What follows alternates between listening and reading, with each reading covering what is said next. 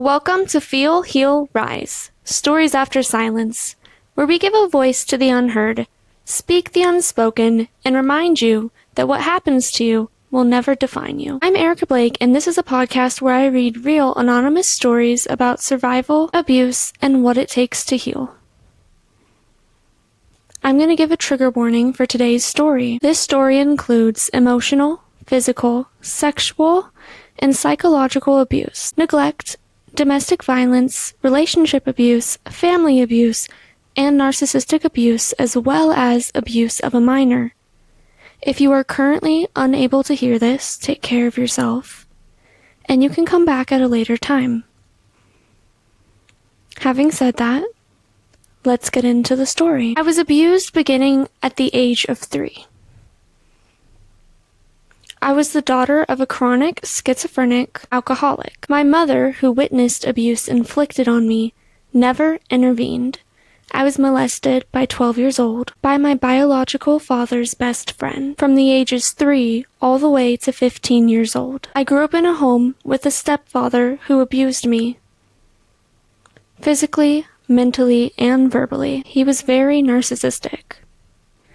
My aunt and uncle, who were addicted to drugs, broke into our house one day when I was alone. I was 11 at this time, at my biological mother's home, and my aunt allowed her boyfriend to hold a pistol to my head. I was first raped by my boyfriend in high school at 17 years old. Then, I was raped and beat later that year by an acquaintance I met in college. In 2018, I began dating someone who I thought was kind, who would then drug me and impregnate me. In order to prevent my daughter from having a broken family, I tried to make things work. I didn't realize that I was drugged until 3 years into our 5-year relationship. He verbally, physically, mentally, emotionally, and sexually abused me my entire pregnancy and for the next 5 years. He loved to use intimidation, manipulation, and his narcissistic tactics to gain hold of control. He came from a wealthy family who solved all their problems with money. I was pressured daily to abort my baby,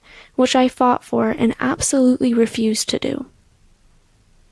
Once my daughter was born, he abused her, but I would beg for him to hurt me instead and to leave her alone. After years of abuse, begging people for help, then being ignored, and told that I was being dramatic, he attempted a murder-suicide with us, in which I was finally able to escape. Every time he was sent to the psych ward, his mother, who worked for the hospital, would bail him out. I left with my daughter, my SUV, the clothes on my back. He kept the house, all of our stuff, everything, and the court wouldn't believe me. He won 50% of all custody, so I'm forced to interact with my abuser frequently. I continue to fight for full custody.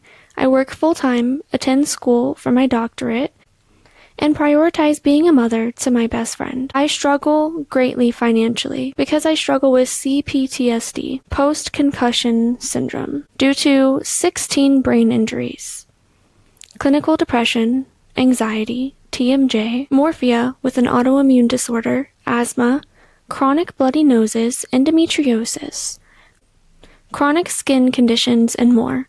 I rely on medications to function normally, in the least amount of pain as medically possible and affordable. Due to extreme amounts of stress, I developed Bell's palsy that affected the right side that we were hoping we caught early enough for treatment.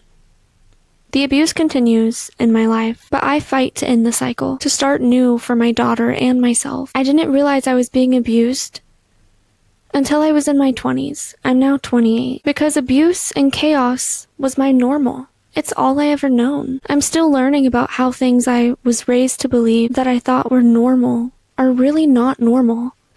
I have no family. They have never supported me or listened to me. I am the black sheep. I've been dealing with anxiety, depression, PTSD, loss of trust, self-esteem issues, numbness, dissociation, all because of this situation. But my daughter is the reason I breathe. She's the reason I continue to fight endlessly. And I'm going to trauma treatment therapy since I was 14, and that has helped a lot too.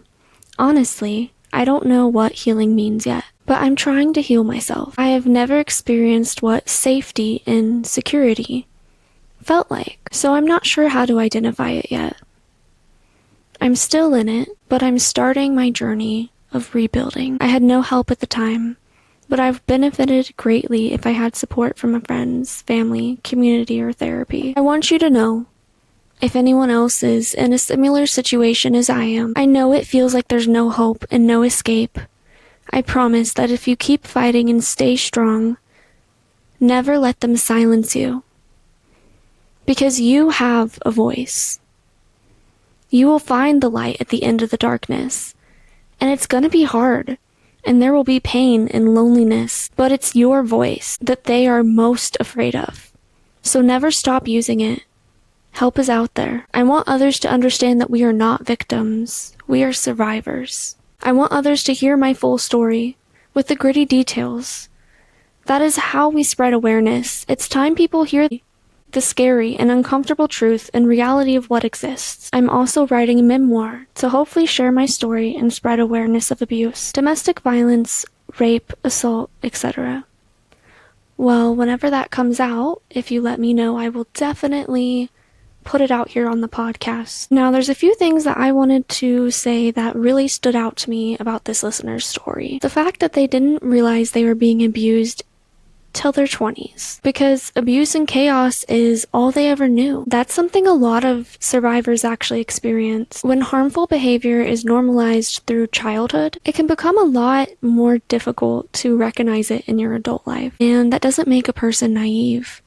It means that they learned how to survive in the conditions that they were put in. Another important part of the story is the impact of trauma, and that it can have a crazy impact on our bodies. We think of abuse like leaving emotional scars, but there's been research to show that abuse goes way further than that. Trauma, especially during early childhood, can also affect physical health.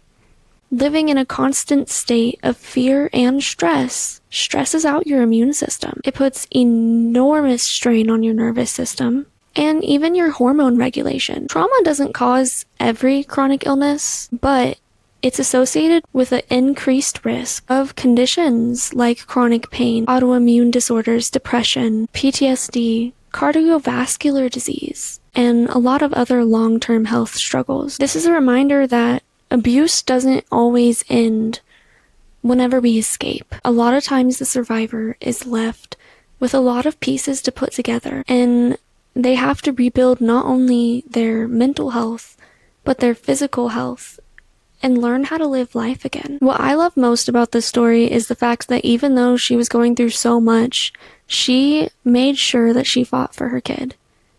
And in doing so, she's breaking generational abuse. She's breaking the cycle.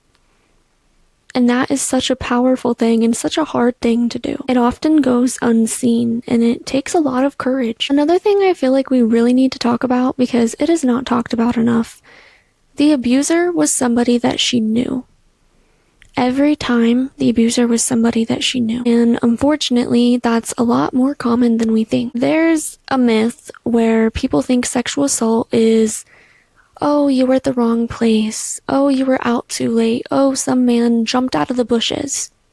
And that happens, but it's honestly rare. Most of the time, it's people you know. It's people you trust. It's your friends. It's your families. It's your significant others. And sometimes it can take years to even recognize what really happened. Survivors often blame themselves like, oh, I should have known. But these abusers are capitalizing on the fact that you trust them. And it's not your fault. How could you have known? You couldn't have. If you're listening and your story also doesn't fit the normal stereotype, just know it doesn't make whatever happened to you any less real.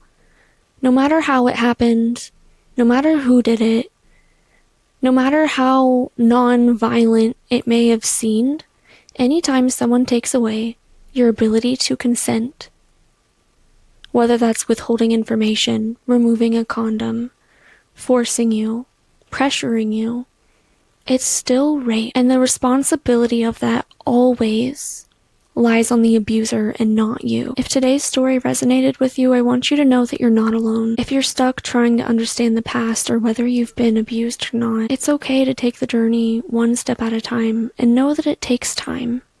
And that it's okay to not know everything. Healing is not linear. and it takes a lot more time than we think. To our listener who submitted this story, I want to say thank you for trusting me with this story and all of the nitty-gritty details of it. We see you, we believe you, and we're wishing you and your daughter nothing but safety and peace.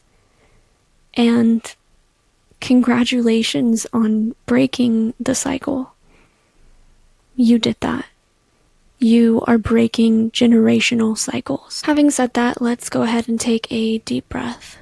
We're gonna go in and out.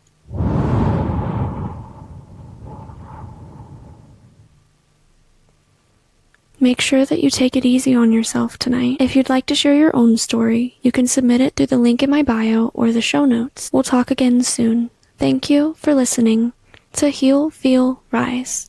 Stories After Silence. And remember, you're not alone, and what happens to you will never define you. Until next time.